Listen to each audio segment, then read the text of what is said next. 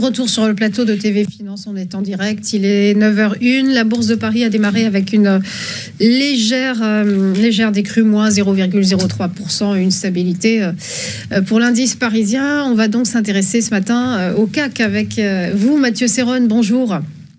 Bonjour Adeline, bonjour à tous. Vous êtes trader et fondateur de Galileo Trading. Le CAC 40 sort à nouveau d'une semaine prospère, à l'instar du DAX et du FTSE. Les deux indices allemands et britanniques enchaînent les records et la cote parisienne, elle, n'en est plus vraiment très loin. Oui, tout à fait. Et d'ailleurs, quand on prend le CAC en y intégrant les dividendes, les plus hauts ont été franchis.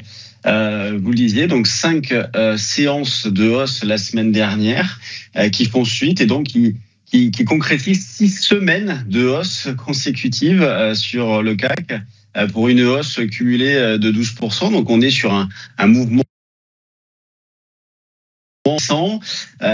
et pour la suite, c'est ce qui nous intéresse, anticiper la suite. Les motifs d'espoir ne manquent pas. Des discussions ont donc commencé entre les États-Unis, l'Ukraine, la Russie pour un cessez-le-feu. Et si jamais un accord est trouvé, qui ne serait pas trop défavorable à l'Europe, bien évidemment, mais si un accord est trouvé, eh bien, on peut penser que des secteurs, donc les marchés vont saluer cette annonce-là et des secteurs vont largement profiter. Je pense notamment à l'infrastructure, à la construction, aux énergies renouvelables aussi. Je lisais ce week-end, selon la Banque mondiale, la reconstruction de l'Ukraine nécessiterait un investissement de 486 milliards d'euros sur 10 ans. Donc ça fait un énorme gâteau à se partager. Dans les motifs aussi d'espoir, dans les catalyseurs que nous allons avoir ces prochains jours, les élections en Allemagne en fin de semaine, donc les élections fédérales qui pourraient lancer, donc l'Allemagne qui pourrait lancer un programme de relance économique assez massif, dans la mesure où le pays est englué depuis 2 ans dans la récession. Donc des annonces sont attendues aussi de ce côté-là, ce qui va mettre un petit peu plus de temps, bien évidemment.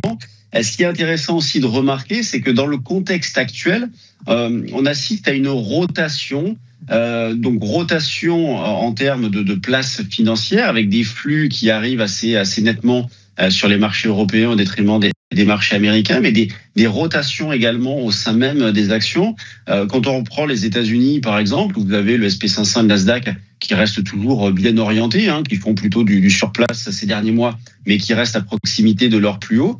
Eh bien, les 7 magnifiques qui ont été le moteur de la hausse des derniers mois, des dernières années, piétinent un petit peu. Et vous avez des valeurs dont on n'entendait plus trop parler ces derniers temps, qui reviennent sur le devant de la scène. Je pense notamment à Coca-Cola, sur laquelle un signal d'achat a été déclenché la semaine dernière. Vous avez Adobe aussi, dont la configuration graphique était intéressante. Intel qui a pris 35%, me semble-t-il, la semaine dernière. Ce qu'on retrouve également en Europe, vous voyez, par exemple, Nestlé a publié ses chiffres la semaine dernière. Un signal technique d'achat avait été déclenché quelques jours auparavant. Vous avez Orange, dont on parle pas très souvent, c'est pas une valeur très volatile, qui a réalisé un plus haut sur une période assez longue, donc en fin de semaine dernière.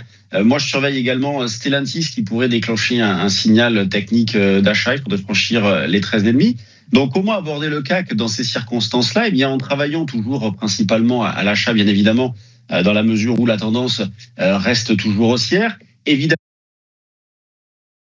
lorsqu'on approche comme ça de niveaux cruciaux, de plus hauts historiques, se pose la question du relais, au moins à court terme. Je vous disais, dans une optique à moyen long terme, il y a de quoi être assez confiant, mais à court terme, une pause est toutefois possible sur ces niveaux-là. Et ce qu'il faut se poser comme question, vous voyez, quand on trade, c'est le money management, parce que acheter, c'est bien beau, surtout sur ces niveaux de prix, mais qu'est-ce que je fais si jamais ça baisse ? Et étant donné que les niveaux de remise en question sont quand même assez éloignés, avant 7650, 7700 à horizon moyen terme, il y a quand même pas grand-chose comme niveau fort. À très court terme, moi je prends 7950 comme petit pivot, considérant que tant qu'on est au-dessus, eh bien on a des probabilités de poursuivre à la hausse qui sont maximum. Donc moi je travaille donc à l'achat. Je suis actuellement positionné sur les 8150, donc on n'en est pas très loin. On est sur les 8175 actuellement, donc 8150. Là, je vous parle du futur échéance février. On aura l'échéance vendredi d'ailleurs.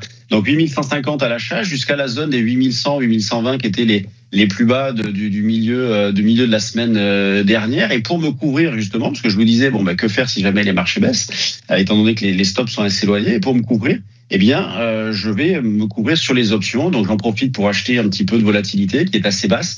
On est sur une volatilité implicite autour de 13, donc soit via des achats de put, soit via des achats de put spread pour essayer de financer. Donc, achat de put spread, c'est un achat de put assez proche, plus combiné à une vente un petit peu plus éloignée pour vendre un petit peu de temps, vendre un petit peu de volatilité et donc financer l'achat. À noter aussi que les marchés américains seront fermés également. C'est la journée du président. Et dans les catalyseurs cette semaine, outre quelques statistiques macro, nous aurons du côté de la micro des résultats d'entreprise, puisque 8 valeurs du CAC vont publier leurs résultats annuels. Donc demain, Capgemini, Edenred, mercredi, Carrefour, jeudi, Accor, Airbus, Renault, Schneider. Et pour finir, vendredi, Air Liquide. Merci beaucoup Mathieu Serron pour votre éclairage. Belle journée à vous.